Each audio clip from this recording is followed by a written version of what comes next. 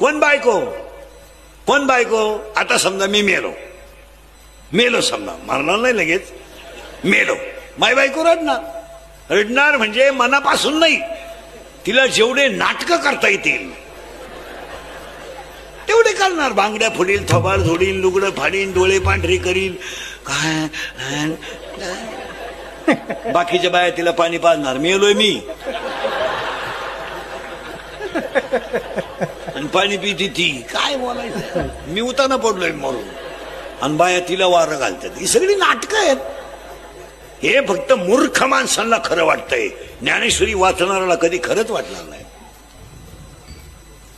ज्ञानेश्वरी गाथा जो माणूस नित्यनेमानं वाचतो ना, तो या भोळ्या प्रेमात गुंतणारच नाही. ही पागल माणसाची काम आहे. मग 2-4 बायाने तिला धाडणार, ती रडणार, बांगड्या फाडणार, थोबाड झोडणार, लुगडं फाडणार. मग माझ्या भाऊबंधांना आनंद होणार, मी गेलो ना. मग माझे भाऊबंध नाश्ता करून मला जाळायला येणार. त्याची बायको म्हणते घाई नका जाऊ, पाहुणे येता बराच टाइम होईल, 2-4 घास म्हणणारे माया पुढत बसली. जेवला आणि मग मला माया अंत्यविधीला आले, हे दीडवास मग मला आंघोळीला बाहेर काढणार. मेले 1.5 महिना मला आंघोळ नव्हती. गुचिड्या झालत्या माझ्या अंगाला, गुचिड्या.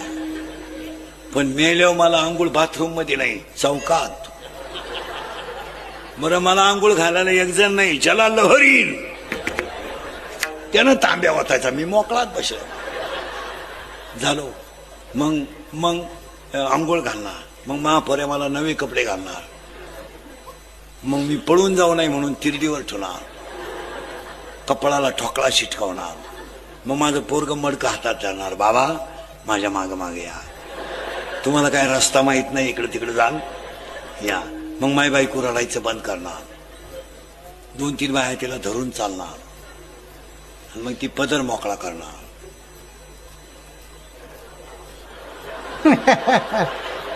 सुटले ग बाई सुटले, लय रांगड होत ग, लय रांगड.